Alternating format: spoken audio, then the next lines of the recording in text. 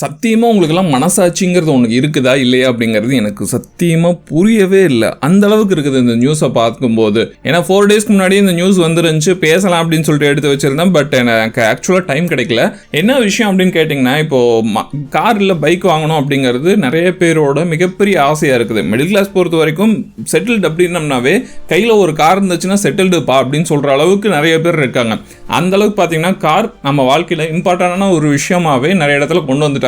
நிறைய பேருக்கு இந்த ட்ரீமை சாட்டிஸ்ஃபை பண்றது ஃபர்ஸ்ட் ஹேண்ட் மார்க்கெட் கூட கிடையாது. ஃபர்ஸ்ட் ஹேண்ட் மார்க்கெட்டை விட செகண்ட் ஹேண்ட் மார்க்கெட் கிட்டத்தட்ட 80% வரைக்கும் நிறைய பேரோட கனவை ஃபுல்ஃபில் பண்ணுது அப்படிங்கிறது தான் நிதர்சனமான உண்மை. ஏன்னா கிட்டத்தட்ட ஒரு 50,000-60,000 இருந்தே உங்களுக்கு செகண்ட் ஹேண்ட் மார்க்கெட்டில் கார் கிடைக்க ஆரம்பிக்குது. அது தவிர்த்து உங்க பட்ஜெட்டை பொறுத்து சூப்பரான கார்கள் வாங்குறதுக்கான வாய்ப்புகளும் செகண்ட் ஹேண்ட் மார்க்கெட்ல தான் இருக்குது.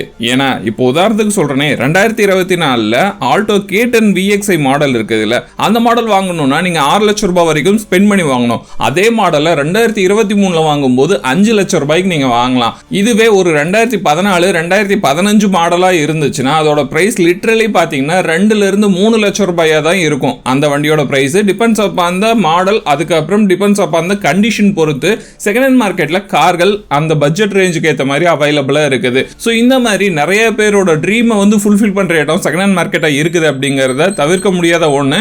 பட் இப்போ என்ன பண்ணியிருக்காங்க தெரியுமா? ஆல்ரெடி பார்த்தீங்கன்னா கிட்டத்தட்ட எத்தனை பர்சன்டேஜ் 12% வரைக்கும் ஜிஎஸ்டி பண்ணிட்டு இருந்தாங்க இந்த செகண்ட் ஹேண்ட் மார்க்கெட்டுக்கு. ஆனால் இப்போ என்ன பண்ணியிருக்காங்கன்னா இவி மார்க்கெட்டில் இதில் அந்த அளவுக்கு சேல் இல்லை செகண்ட் ஹேண்ட் மார்க்கெட்டில். அதனால என்ன பண்ணலாம்னா 18% வரைக்கும் இவி கார்களுக்கு இன்க்ரீஸ் பண்ணலாம் அப்படின்னு சொல்லி ப்ரொப்போஸ் பண்ணியிருக்காங்க. ரெண்டாவது முக்கியமான விஷயம், இவி கார்களுக்கு மட்டும் இல்லாமல் எல்லா கார்களுக்குமே டோட்டலாக 18% வரைக்கும் ஜிஎஸ்டி போடலாம் அப்படிங்கிறத ப்ரொப்போஸ் பண்ணியிருக்காங்க.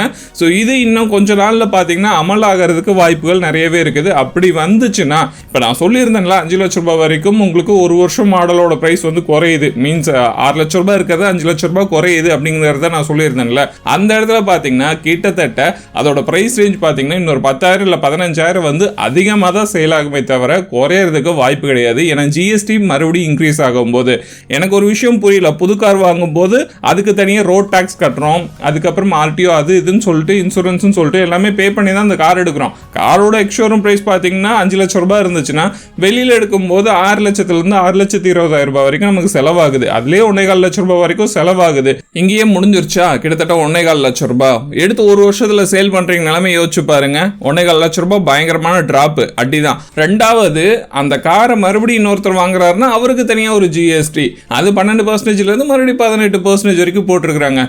மொத்தத்துல டாக்ஸஸ் அதிகமா போடுவோம் அப்படிங்கிற மாதிரி போட்டிருக்காங்க. என்னோட கொஸ்டின் என்னன்னா, ஜிஎஸ்டி நீங்க இம்ப்ளிமெண்ட் பண்றதுல நான் தப்பு சொல்லல.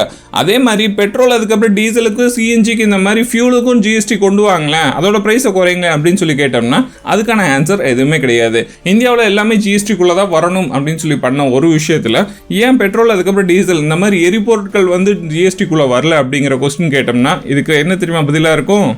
இதுதான் சொல்றேன். I am not prepared to answer you. You are anti-Indian.